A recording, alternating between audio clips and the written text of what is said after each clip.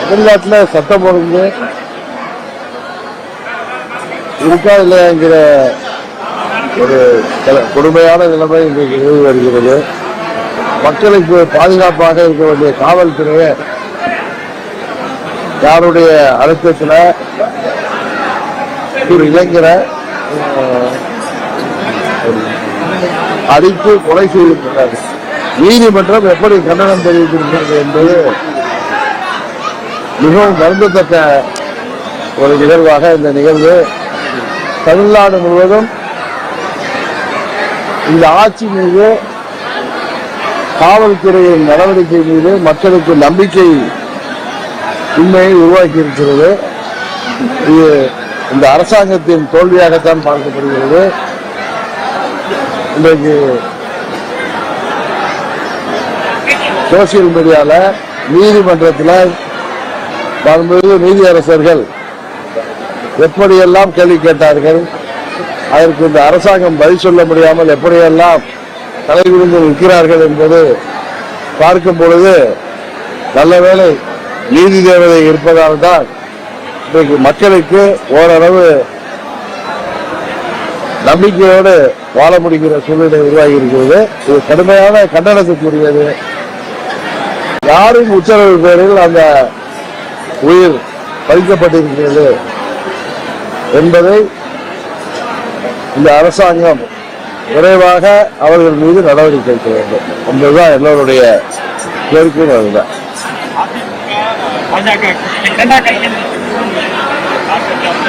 இந்த ஆட்சியில சட்டம் ஒழுங்கு சந்திச்சிருக்குது. போதை மருந்து பொருட்கள் தமிழ்நாட்டில் பட்டி தொட்டி எல்லாம் பரவி கிடக்குது. இந்த ஆட்சியை விட்டு விட்டு எங்களது கூட்டணி பற்றியே திரும்ப திரும்ப நீங்க கேள்வி கேட்பது உண்மையிலேயே வருத்தத்தக்கதாக இருக்கிறது. திசை திருப்புவதற்காக இன்றைக்கு நாட்டில் நடக்கின்ற அவலங்களை, இந்த ஆட்சியின் கொடுங்கோன்மையை, இந்த ஆட்சியின் கையாளகத்தன்மையை திசை திருப்புவதற்காக கேட்கப்படுவது போலதான் எனக்கு தோன்றுகிறது.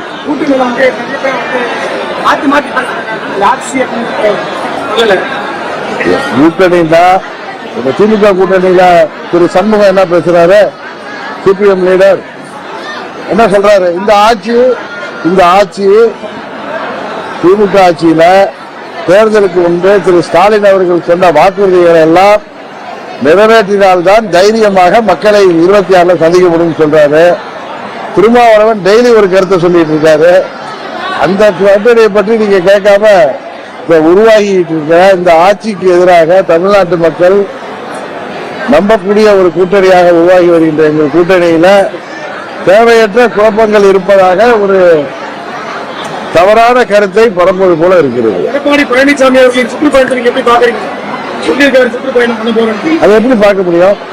நீங்க எப்படி என்ன கேக்குறீங்க? நீங்க என்ன கேள்வி? ஒவ்வொரு கட்சியும் ஒவ்வொரு கட்சி தலைவர்கள் நடைபயணம் சென்றாங்க. பொதுமக்களை சந்திப்பதற்கு பல்வேறு நடைமுறை. அது போல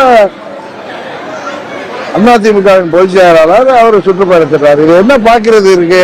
அன்னைக்கு மதுரையில முதல்வர் பவனி வந்தப்ப அந்த சாக்கடையெல்லாம் துணி போட்டு மறைச்சு எப்படி அதெல்லாம் நீங்க படம் பிடித்து காட்டுவீர்களோ, அது போல தஞ்சாவூர்ல எனது சொந்த மாவட்டம் சொல்லி டெல்டாக்காரன் தான் அப்படின்னு முதல்வர் சொல்லிட்டு பாரதிட்டு போற இடத்துல விவசாயிகள்லாம் கருப்பு கொடி காட்ட முயன்று அவர்கள் எல்லாம் கைது செய்யப்படுகின்ற அவலம் தான் இந்த தமிழ்நாட்டில் நடக்குது.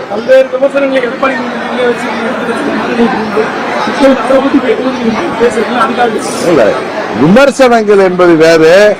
இப்பொழுது ஒரு கட்சியின் தலைவராக ஒருத்தர் செல்றாரு, அதை எப்படி பாக்குறீங்கன்னு கேட்டா அதுக்கு சொல்ற பதில் வேறு. ஒவ்வொரு கட்சிக்கும் கொள்கைகள் இருக்கும்.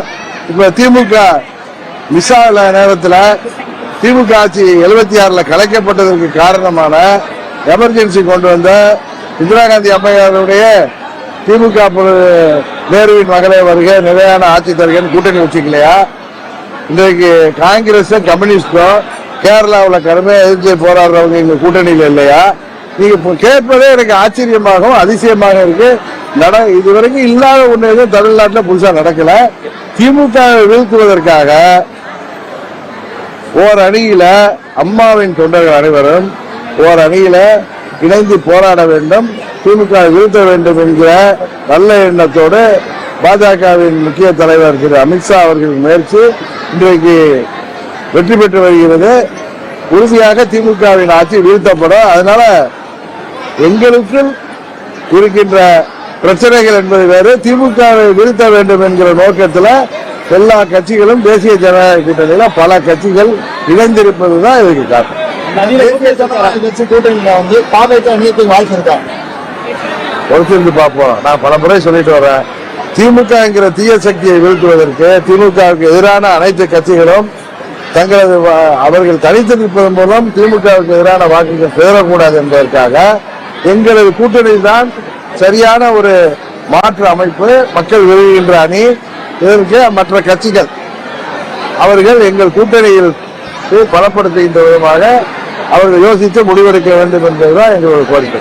ஓபிஎஸ் வந்து உங்க அணியில இருக்காரா? திரு நயனா நாயகன் தான் பல முறை சொல்றாரு, உங்களுக்கு அதெல்லாம் காலையில உழுவலையா?